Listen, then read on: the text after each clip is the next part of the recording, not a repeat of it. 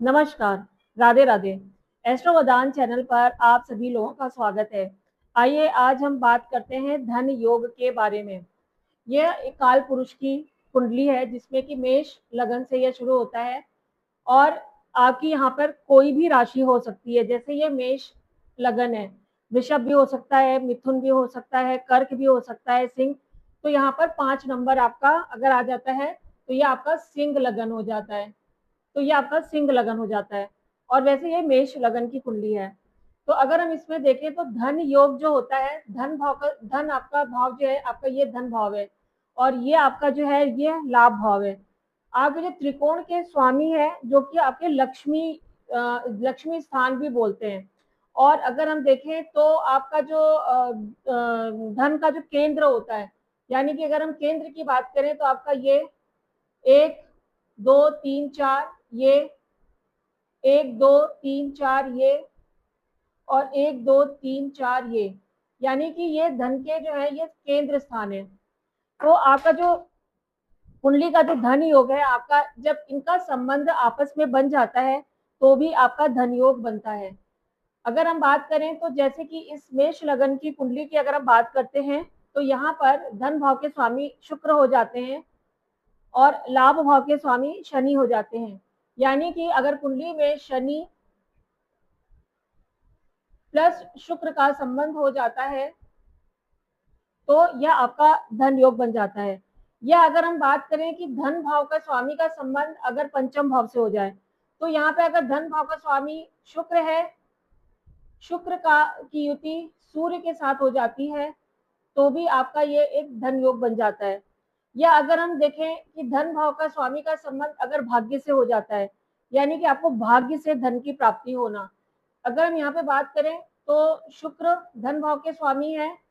और गुरु आपके भाग्य भाव के स्वामी हैं। तो शुक्र और गुरु का अगर संबंध बन जाता है मेष लगन की कुंडली में तो भी यह एक धन योग हो जाता है। और धन भाव और लाभ भाव का जो संबंध बन जाता है दैट इज आपका ये हो जाता है। इसके अलावा लाभ भाव का संबंध भी भाग्य भाव से होना, भाग्य भाव का संबंध धन भाव से होना, धन भाव का संबंध पंचम भाव से होना, पंचम और लाभ का भी आपस में संबंध बना, ये कुछ आपकी कुंडली के धन योग है। अब ये आपकी मेष लगन की कुंडली है। इसके अलावा अगर बात करें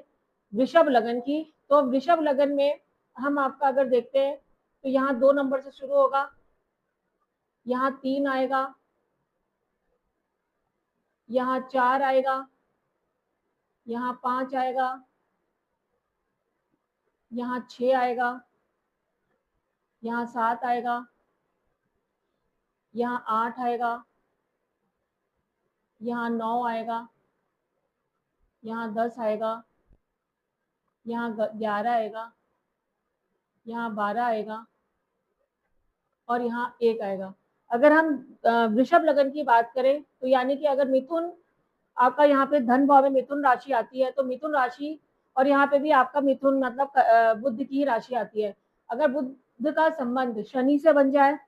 बुध का संबंध गुरु से बन जाए या गुरु का संबंध जो है वो शनि के साथ बन जाए तो भी यह एक धन योग बन जाता है। इन दोनों का आपस में एक्सचेंज हो जाए तो भी आपका धन योग है। और इसके अलावा अगर हम बात करें तो इनका आपस में एक्सचेंज होना ये भी आपका एक धन योग आपकी कुंडली में बन जाता है। इसके अलावा अगर हम धन योग की बात करें तो सबसे जो युति के बारे में बात करें तो शनि और शुक्र की जो युति होती है वह बहुत धन देती है। मतलब नेचुरल अगर हम कहें तो कालपुरुष कुंडली में धन और लाभ का आपस में संबंध हो जाता है। इसमें यदि राहु भी जुड़ जाता है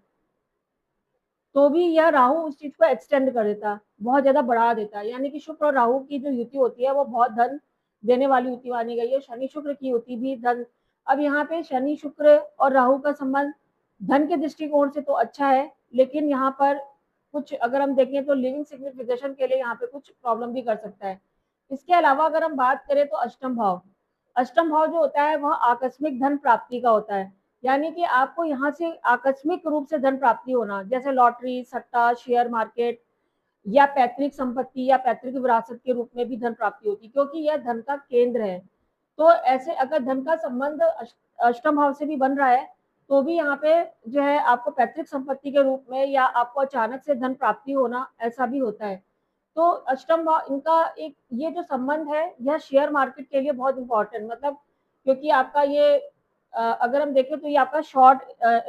जैसे आपका जो ट्रेडिंग वगैरह करते हैं या शेयर मार्केट करते हैं तो उनके लिए जो होता है ये अष्टम का यानी कि इसका कर्म हो गया इससे अगर हम देखें तो ये दशम हो जाता है तो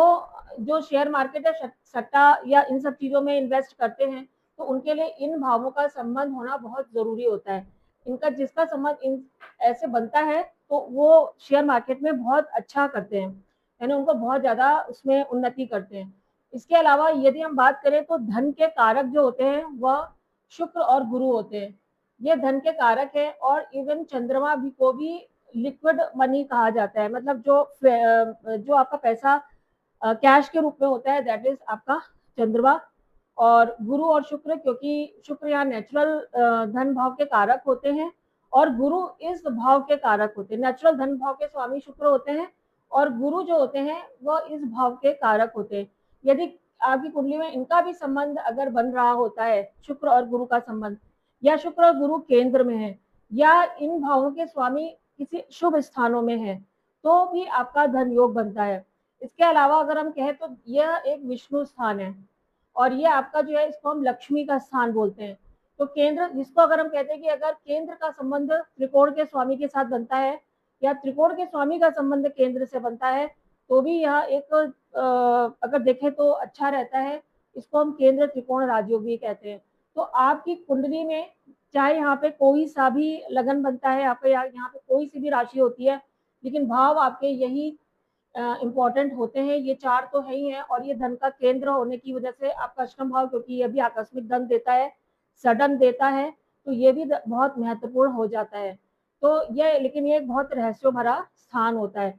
तो ये कुछ आपको कुंडली में जो हमने कुछ बताया कि ये धन आपकी कुंडली में धन योग बन रहा है या नहीं आप अपनी कुंडली में भी चेक कर सकते हैं राधे राधे